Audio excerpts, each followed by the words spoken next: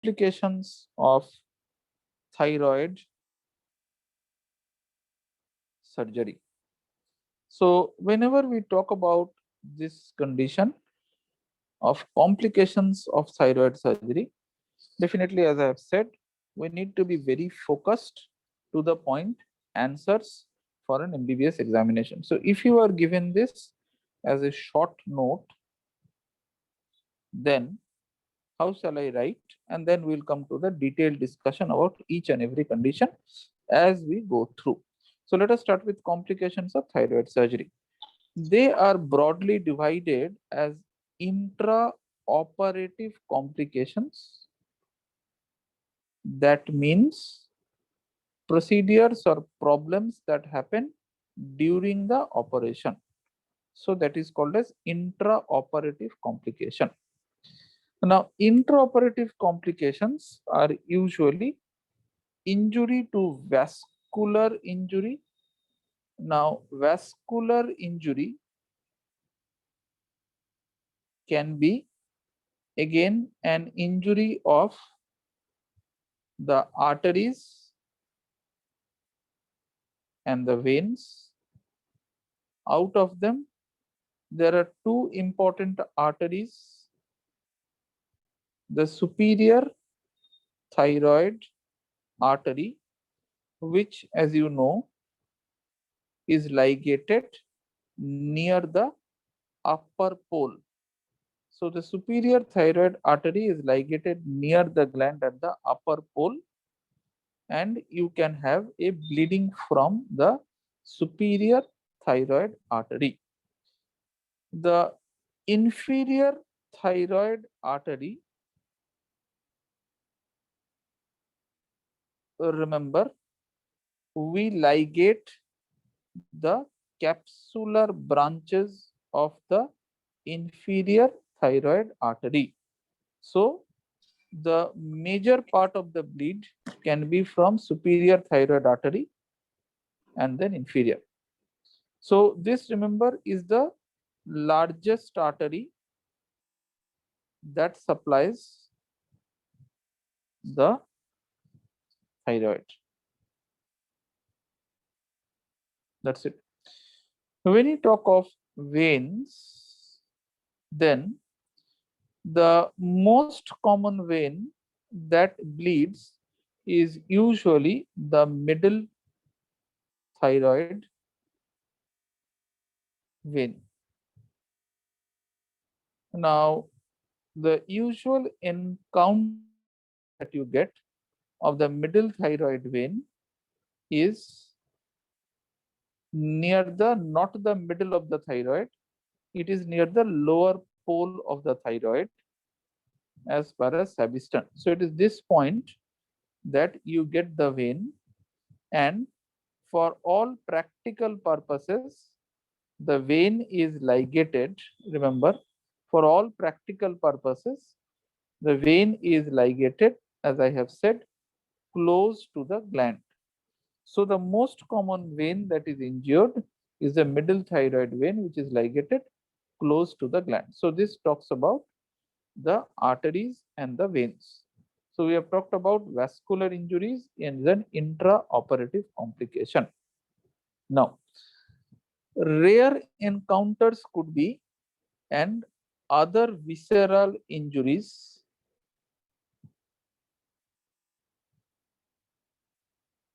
which can be the most common viscera that is injured is the trachea, particularly in a condition called as tracheomalacia, in a background of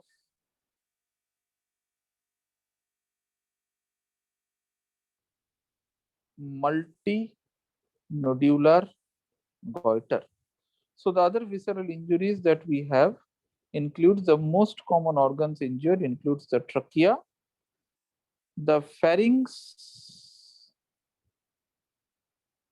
is rarely injured also, particularly remember if there is again a large multinodular goiter or a cancer of the thyroid. So in the cancer of the thyroid or a multinodular goiter, there are two organs as I have shown you in the picture that is injured. One is the trachea and another one is the pharynx. So we have completed intraoperative injuries in a case of a thyroid surgery. We have talked about vascular injuries, that is during the operation, or injuries that can include trachea or the pharynx. And this completes this part. Now, let us talk about the post-operative, let us talk about early post-operative complications. Now, when I talk about early post-operative complications, when I talk about early post-operative complications, I mean something that occurs within first 7 days of the operation. So first 7 days of the operation. Now, the first one of this is voice change and is said to be the most common complication. Definitely, we will bring pain to that problem, but the most common of this is voice change. Then comes, remember, respiratory distress,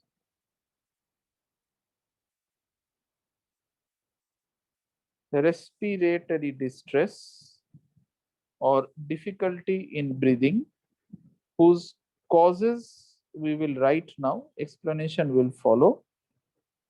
Remember that if the respiratory distress is within 12 to 24 hours of the operation, the cause is technically laryngeal edema. I should be more specific. Majority of them present between 4 to 8 hours of the operation. Okay, right. So laryngeal edema, remember, usually presents within 4 to 8 hours of the operation and produces respiratory distress. If we go a little late, that means beyond 12 hours, up to 48 hours, sometimes, there is again bleeding in the pretracheal space, which produces laryngospasm. Okay, and this one is said to be the most common cause of evening respiratory distress. Now, evening respiratory distress means the most common cause of respiratory distress in the evening of the operation, which is a very favorite MCQ. So it is important to what is the treatment, we'll talk quickly, but please write this, is the bleed that occurs within 12 hours to 48 hours of the operation. And the manifestation is respiratory distress by laryngospasm. Now, beyond 48 hours, the patient develops spasm. Oh, sorry. Beyond 48 hours, the patient develops, remember, hypocalcemia,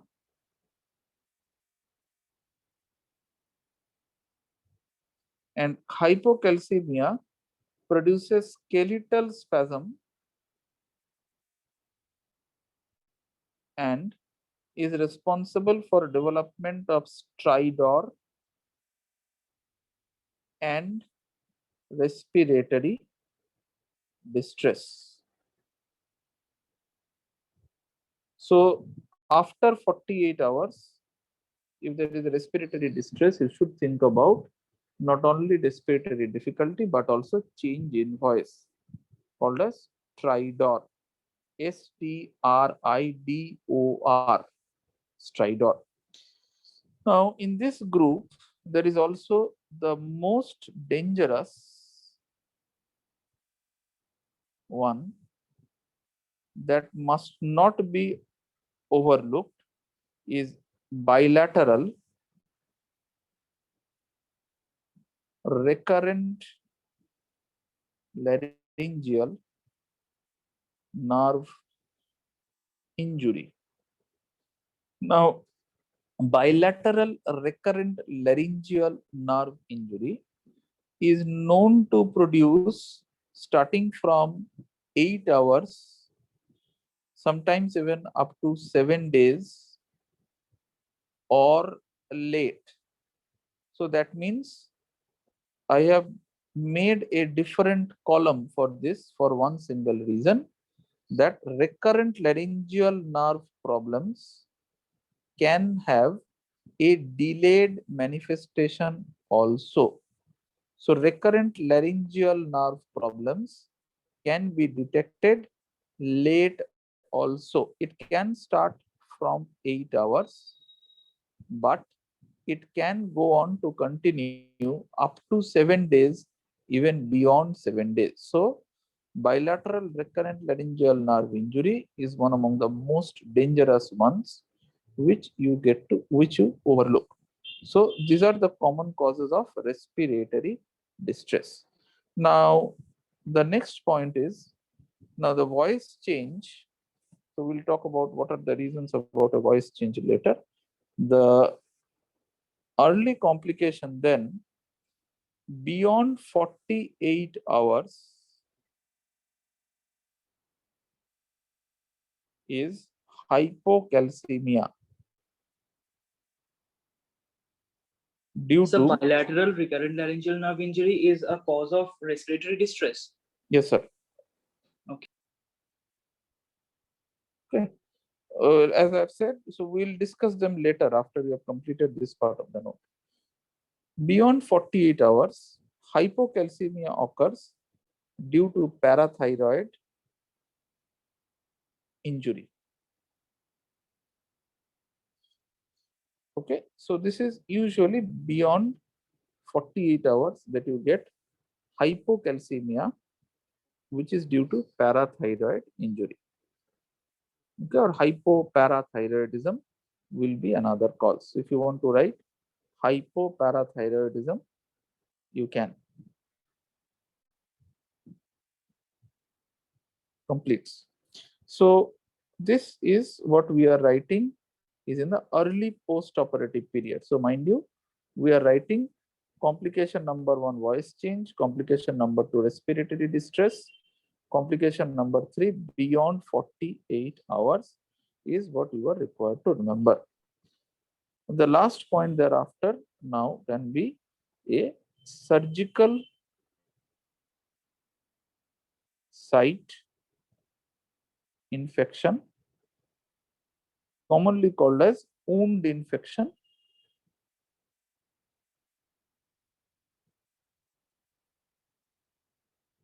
which gets manifested about from the 3rd day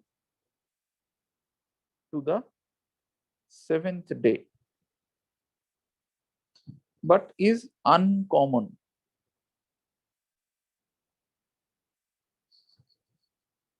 Okay, sir এটা right? কি late sir এটা কি late post operative কমপ্লিকেশনের মধ্যে পড়ছে? No sir, within 7 days. Okay, surgical site infection, right? So these are the early complications. Have you completed up till this? Can I proceed? Right. Now let us talk about late complications. Now late complications can be, number one, permanent voice change. Now, permanent voice change could be either because of recurrent laryngeal nerve injury, unilateral as well as bilateral. So a permanent change in the voice could have been due to unilateral or a bilateral. The external laryngeal nerve injury produces loss of pitch and tone of the voice. So permanent voice changes are seen. This is the reason, an MCQ point, an opera singer, if he or she has this injury, remember this nerve or external laryngeal nerve is also called as Galli-Curci. So it is Galli-Curci nerve or opera singer's nerve. Because after you have injured the thing, the singing career of the lady or the gentleman is stopped. So this is a permanent voice change. Now, so after you have the first complication in late is permanent voice change. The next complication is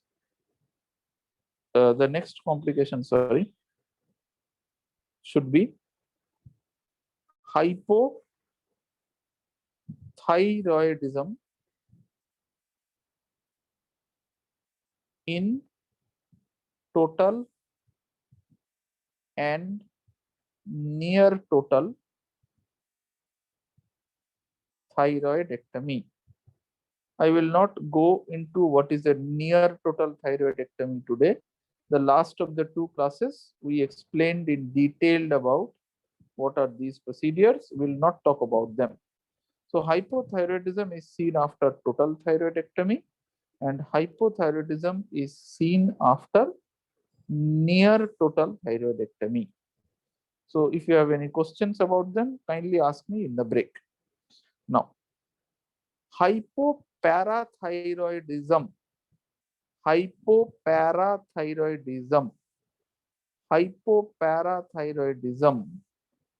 can be classified as temporary if it resolves in 6 months, whereas it is called permanent if it continues beyond 6 months. Okay. The reason for permanent is destruction of oblique removal of parathyroid all glands. How many parathyroid glands are there? I have taught you this. At least 4 glands are there. So this is again an MCQ question. Why does a permanent hypoparathyroidism occur? Because of removal of all the 4 glands.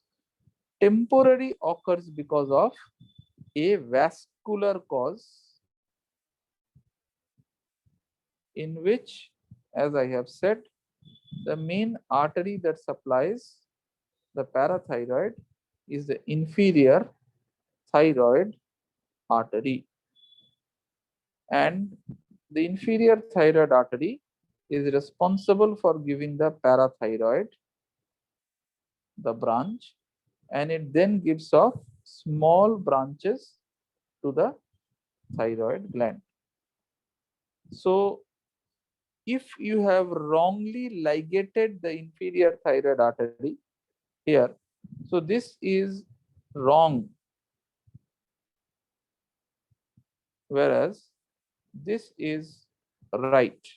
So the green colored is right. So inferior thyroid artery is ligated close to the thyroid with capsular branches being ligated.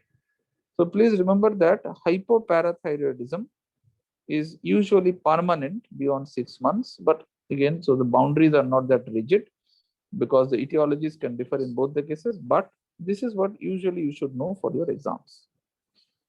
Now, so we are talking delayed complications, long-term complications, or we are talking late complications. Now, late complications technically means something that occurs beyond 7 days. Some people classify it as intermediate, but for you, this is simple enough. Late complications. Okay, right. Now, can I proceed? Hello? Can I proceed? Yes, sir. Yes, sir. Good. Next. The other late complications includes a cosmetic outcome about scar hypertrophy. That means if this is the neck and this is the collarbone or the clavicle, the patient is having a scar here, but if the scar undergoes a hypertrophy, it has a bad cosmetic outcome. Patient is not happy with you. So please remember that. This is that part of the body that is exposed, so patient is not happy. Or the last one will be a keloid formation, and keloid formations are usually seen if this is the scar and this is the clavicle. The keloid formations are known to occur on the chest wall because when the operation has been done, this skin flap or the inferior skin flap is stitched in this point. So please see, this point X is the chest wall, where after you have made this flap or you have made the incision, so this is the inferior flap. The inferior flap is stitched to the chest wall, and the point where you stitch this, wonder of wonders, congratulations, you are going to have a keloid on the chest of the patient where you stitched this. So this is a rare MCQ that came only twice, but is an important MBBS question. The short note ends. Before we proceed, has all of you completed up till this, or should I again go back from the beginning? Sir, cosmetic outcome that would Cosmetic outcome is, as you can see, the patient is expecting a linear scar, a thin line. Okay. Now, if the patient is experiencing a thin line, so what I will do is that I will erase this. Now, cosmetic outcome means the patient is expecting this line. Now, instead of this line, if the patient is going to have this line, what do you think is going to happen to the patient in a school or a college? Everyone is going to ask the patient, क्या हुआ था, कौन सा operation हुआ है? So everyone is very curious about. So even this patient cannot take a selfie and post in the Instagram because the scar is so bad. Okay, so this is the cosmetic outcome. So can keloid develop at the site of incision as well? Unlikely, because neck is an unlikely site of a keloid formation. Neck is usually the site of a scar hypertrophy, but theoretically, yes, it can develop a keloid also. But as I have said, usually no, but the chest wall is a very common site of a keloid formation. Okay, sir. Sir, sir the আরেকবার একটু duration of explain করবেন ওই inferior ফ্ল্যাপটা কেন ওই হ্যাঁ, keloid sir. Form হচ্ছে? স্টিচটা কেন করতে হচ্ছে স্যার, বুঝতে পারছি না। Because when you cut this flap or when you ever cut the wounds, okay, so this is just only one request, please keep your questions for the last because we need to complete in a scheduled time. Now after we have made the incision, the main thing is that this is the thyroid cartilage, this is the trachea, and this one is the clavicle. Okay, so we need to mobilize the two flap. The skin flaps need to be mobilized so that you can get to see the thyroid gland. So until and unless you mobilize, how can you see the thyroid gland? So this is the reason we need to mobilize. Now whenever you are mobilized, you need to keep the flaps in position so that you can do the operation. For that you need to stitch to the chest wall. So I will repeat and then we'll go to the detail and then thereafter take a break. So I will again go back to the beginning from where I started. This is a short note, comes as an MCQ multiple times. Intraoperative complications are vascular injuries. Intraoperative complications are other viscera injuries like injury to the trachea, injury to the pharynx. Early post-operative complication means within 7 days of the operation. The most common cause is a voice change. I'll talk about what are the causes. Respiratory distress is another cause, another complication. And the causes of respiratory distress can be within 12 to 24 hours due to laryngeal edema, 12 hours to 24 hours by bleeding in the pretracheal space and laryngospasm, and beyond 48 hours, it is hypocalcemia.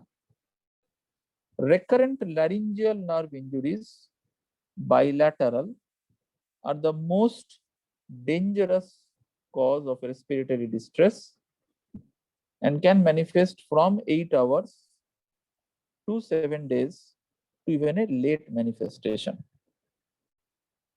Finally, the hypocalcemia. So after we have talked about voice change, respiratory distress, and hypocalcemia.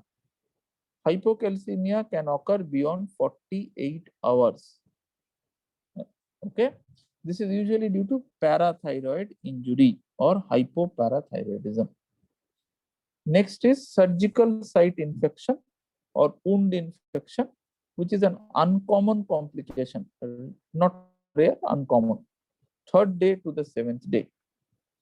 Finally, when you talk of late complications are permanent voice change, hypothyroidism because you have taken out the gland, and hypoparathyroidism, which is usually called temporary when it resolves by 6 months. And the most important cause is vascular.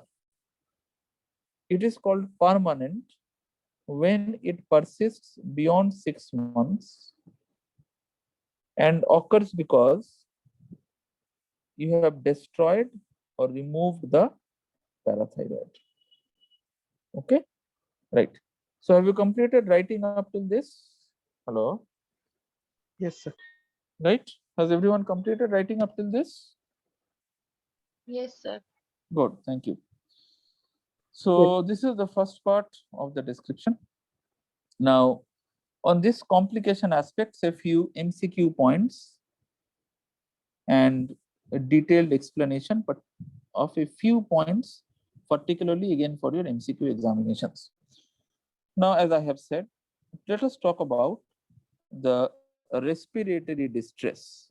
Now, respiratory distress, as I have said, what are the causes of respiratory distress in early post-operative period? Now, early post-operative period, what are the causes of respiratory distress?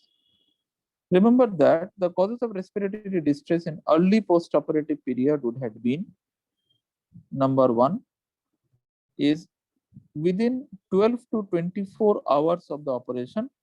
As I have said, what is the cause that I mentioned in this area is again laryngeal edema. Now, laryngeal edema, now this is for MCQ. If you do not want to write, no issues. I will be going a little fast in this area. So if it is laryngeal edema is known to occur due to large, number two, long-standing multinodular goiter.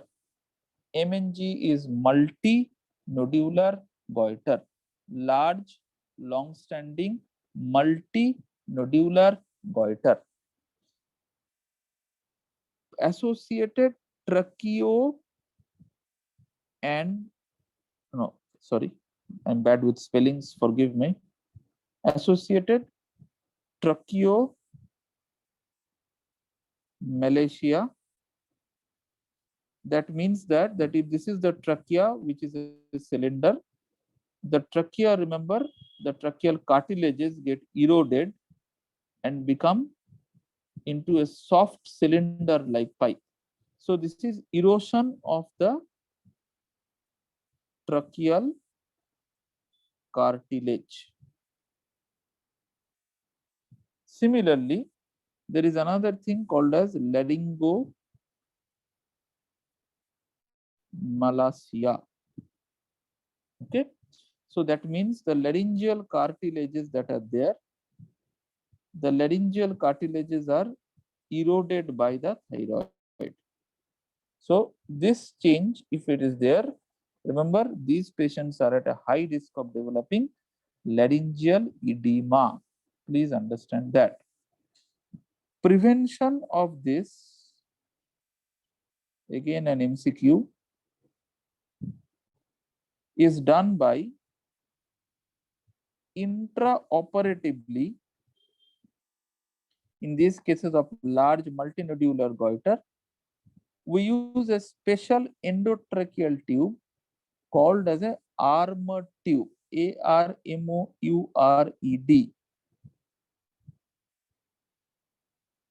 We use a special tube for endotracheal intubation. We use a special tube for endotracheal intubation. The last class, those of you who attended, remember I told you anesthesia is a general anesthesia with endotracheal intubation. So in this group of patients, what is the special tube that is used is called as an armored tube. This is a special kind of an endotracheal tube.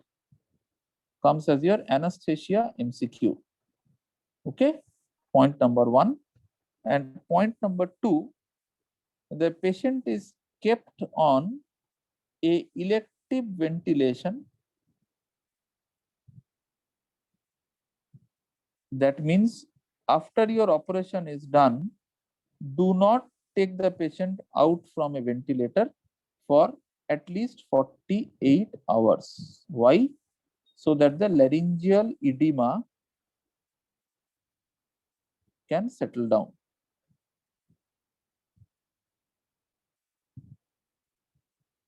So these are all anesthesia MCQ points. I hope you have written this part. Hello? Yes. Right? Yes, sir. Okay, good. So this is what you are required to know for your MCQs. These are again technically anesthesia and surgery MCQs and a part of ENT MCQs also. Now, So from tracheomalacia and laryngomalacia is caused by the long-standing large MNG, or those are separate events? Sir, now technically in a thyroid chapter, they are caused by an MNG, but yes, they can be a separate disease also. Okay, but in a thyroid chapter, it is usually customary that it is because of a long-standing MNG, right? Now, as I have said, beyond again 8 hours to 24 hours, the patient can develop a bleed. So let us talk about bleeding story. Now, as I have said, at 12 hours to 24 hours, sometimes even 48 hours of the operation, what can happen is the suture pedicle. Now, pedicle means the arteries that you have ligated, the veins that you have ligated. These arteries and the veins, whatever may be the reason, maybe that you did not ligate them properly, maybe that the patient's blood pressure went up in a bad way. So whatever happens, let us not blame the surgeon or the patient.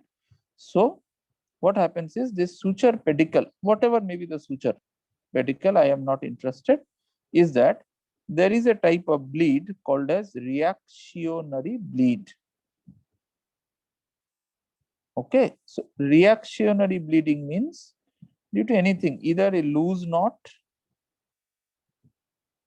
or the blood pressure of the patient increases, whatever can be the reason. Okay, so it is good that the knot should be tied. So as a surgeon, if you are planning to be a surgeon, please know how to tie a good knot so that you don't land up with this complication. Now, there is a reactionary bleed, and in the reactionary bleed, there is a bleed in the pretracheal space, commonly called as the thyroid space. Now, when there is a bleed in the pretracheal space or the thyroid space, this produces a tight compartment by closed pretracheal fascia. Now, what do I mean by this? Very simple. I would like to draw a simple picture. Say this is the vertebrae in the neck, and the tube in front of the vertebrae is the esophagus. I hope all of you will agree. If this is the esophagus, this triangle-like structure, I hope all of you will agree, is the trachea. Now, the operation that was done, remember, I am not going to draw the muscles. I am not interested in drawing the muscles. The black color layer is the pretracheal layer of the deep cervical fascia. So now, please see this. I am going to draw the blue colored layer. What is this blue color layer, sir? This blue color layer, oh, I should have taken another color. Very sorry, I should have taken another color because, right, this is the good color. So this is the color of the skin. So this is the skin. Now appreciate that I have sutured 2 points. I have sutured the skin and I have also sutured the pretracheal fascia. And initially, I hope all of you will agree, this is the area where, which gland am I trying to draw in this area? Thyroid gland, very good. And if this is the thyroid gland, this is the pedicle of the thyroid, the artery of the thyroid, and this is the veins at the superior pedicle. Then there could be internal jugular vein. There could be, oh, I forgot the name of the artery. What is the name of the artery? Internal carotid. The common carotid or internal carotid. Common Now, carotid. okay, now I have done the thyroid operation.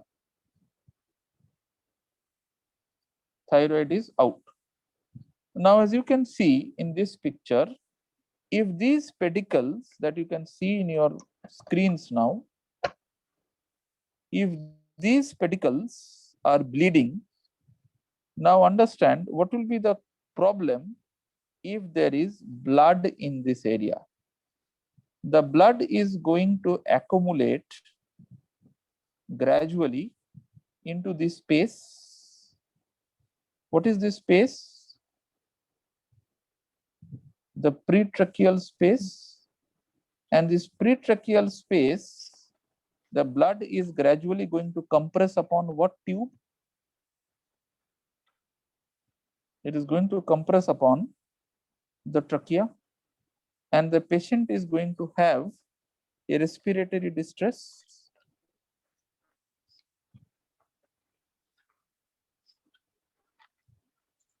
Tracheal compression followed by respiratory distress, because if the trachea is compressed, as you have read in forensic, air cannot enter the body, so the patient is in respiratory distress.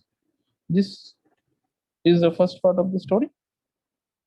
Okay, so this is the mechanism in which the patient can bleed in the evening. Now 12 hours means definitely in the evening, and you can have a respiratory distress at post-operative period.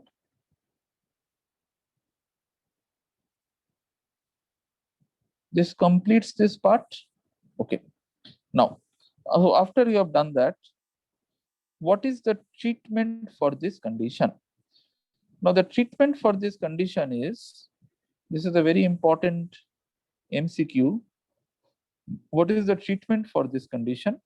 Is in the picture that you can see in this one. I hope you will appreciate that you have to control the bleed. Now with time what happens is, the blood clot that is there, the blood is going to expand. Okay, so this is the blood clot that is going to expand and push this one. So the important part of the treatment is, in the ward, the only thing that you are required to do is that cut the skin stitch and give the patient moist oxygen inhalation. And the most important part is, shift the patient to OT immediately. This is the most important part. Out of this, the most important component always is this part, and a multiple choices will love to ask you this question. What is the immediate treatment that you are going to do? So I'm going to cut the stitch, and then I'm going to shift the patient to the OT. Remember, this is in the ward. So as an intern, this is what you are expected to do in the ward. Now, in the OT, in operation theater, under anesthesia or under a general anesthesia, then go for exploration and control the bleeder. So this is what you are required to do. So if I ask you an MCQ, you are in an evening round in a post-thyroid patient, and the patient is having or complaining of respiratory distress. What is the treatment that you will do? What is your answer?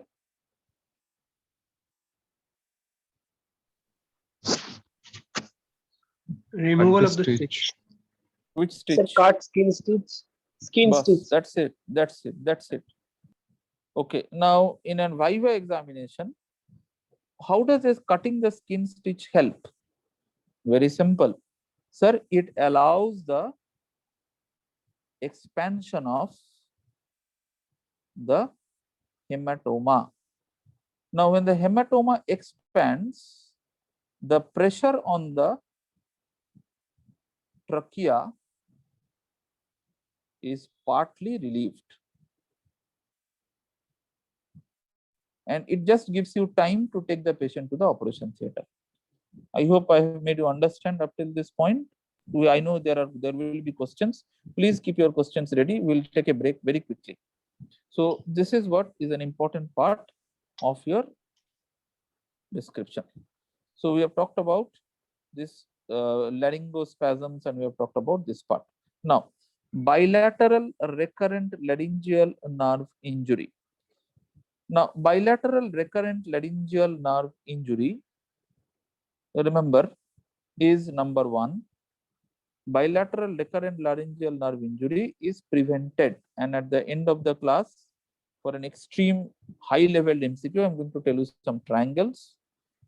Number one, it is prevented by knowing the anatomy, as I have said, the triangles, or it is prevented by using an intraoperative nerve monitor. Okay. This is from Bailey Love. The electrode that is used to test this is called as a delta electrode. What are these? Well, I will not be able to explain you at today, but these are again postgraduate topics that when I teach my postgraduates, I make them understand what is an intraoperative nerve monitoring. But it has been shown to prevent a recurrent laryngeal nerve injury. If it happens, or after an injury, or if there is a bilateral recurrent laryngeal nerve injury, the immediate option for saving the life of the patient is to go for a tracheostomy. After you have done the tracheostomy, then the patient should have an ENT referral. And after an ENT referral, they do something called as, again, a medial mobilization, etc. of the cord. So very good, a thyroplasty, and all about, again, some injections by some collagen teflons, etc. So this is nothing that I do. If I have done a bilateral recurrent laryngeal nerve injury, what I do is that I do a good tracheostomy so that the patient does not have any chance of death. I refer to a ENT specialist who has specialist in recurrent laryngeal nerve. This is what I do. And as an MCQ point also, this is what you should tell. Again, I am not an expert on recurrent laryngeal nerve injury thyroplasties. I am not going to teach you that one. So this is about bilateral recurrent laryngeal nerve injuries. Now, as I've said before the break, 2 points to be talked. One is hypocalcemia. This is an extremely important point that I always teach at this point, and I take around a couple of minutes to teach this extremely important point. Now, when I talk about hypocalcemia, the important points to remember in hypocalcemia are very straight. Now, what is the normal level of serum calcium levels is usually a question that is asked to all students in MBBS. Whatever you are, whoever you are, this is important. Remember that in India, we usually use that milligram per deciliter score, whereas your Harrison says in millimoles. Okay. So what is important for all of us to remember is that the normal levels of serum calcium are 8.5 to 10.5 milligram per deciliter. So this is what I remember. Now this calcium exists in two forms. One is an bound form, where it is bound to proteins and other anion like phosphates, etc., and free form. The reason about knowing this is because, very straightforward, is in a hypocalcemia to be diagnosed, remember, your MCQs can come as, when will you diagnose an hypocalcemia? If the calcium levels are 8.4 milligram per deciliter with a normal level of an albumin, this is hypocalcemia, or the ionized calcium is less than 4.2 milligram per deciliter. So please remember this part of the definition. Now, there can be terms like pseudo hypocalcemia, where the main problem is hypoalbuminemia. Okay, but here the free calcium is normal. I'm not going to teach you calcium metabolism today. Okay. Now, in calcium metabolism, we are going to talk about those causes. I'm going to teach you what are the clinical problems and how to treat that clinical problems in that. Now, remember the clinical problems of mild hypocalcemia to understand is very important. When it is called as mild, now there are no particular delineation as to what is mild, what is moderate, what is severe. At least I do not know that. What is mild is that the amount of the parathormone that is there in the blood is good to talk about in the first 48 hours. Please remember, the first 48 hours, the patient has no problems because parathormone is there till the first 48 hours and everyone is very happy. After 48 hours, that means 2 days, remember the first manifestation starts with perioral tingling and followed by perioral numbness. Okay, so please remember this part. This is followed by a paresthesia, that means an weakness, and a hypoesthesia, that means loss of sense over the lips, the face, the fingers, that means both the hand and the feet. So this is the first one to have. Okay, at this point, thereafter, you can do 2 clinical tests with which I am going to show you a video. One is called as the Vostex test or the Vostex sign, and another one is done and is taught in physiology, is called as a Trocheus sign. After this patient has developed paresthesia, remember the patient can have a change in voice due to skeletal muscle spasm,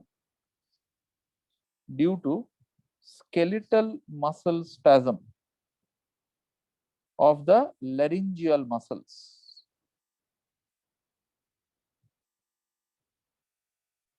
Thereafter, the patient can even develop stridor, which is very dangerous, or the patient can develop rarely convulsions, probably due to hypoxemia. Okay, so this is usually the very brief sequence about events that happen in this part. Now I'm going to show you a video. Okay, just see the video for once. Okay, am I audible? Hello? Yes, sir. Hello, right. See the video. Now this video, okay, I'll pause now. What is the test that has been shown? This is a video that will be asked in your NEET examinations. The video that I have shown you is called as the Vostex. The CH is silent. How is this test done? How is this test done? Sir, this test is done by, again, understand that the test is done by tapping in front of the ear. Okay, what is the nerve that is being tested by this? What is the nerve that is being tested by this? Greater auricular nerve. So the nerve that is being tested, Marginal mandibular nerve. Vagus. is the facial. Marginal mandible. Facial. facial nerve. The only important point for knowing about this is, as I have said, the muscles of the face are small muscles which have too much amount of neurons which are concentrated in that. I've forgotten that Golgi, what type of nerve fibers. That means they can be small skeletal muscle fibers that are very susceptible to contraction even at a low or moderate levels of calcium. So remember, this is a test for the facial nerve. So again, see the video and understand. Okay, so just a minute. Again, see the video and understand.